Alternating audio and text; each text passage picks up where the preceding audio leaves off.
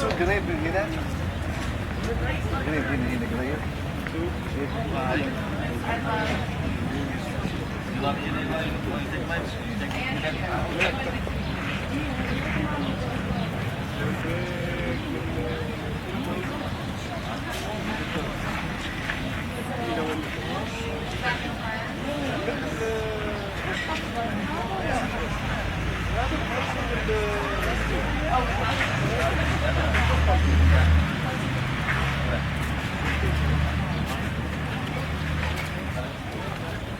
Öyle ama yapacak.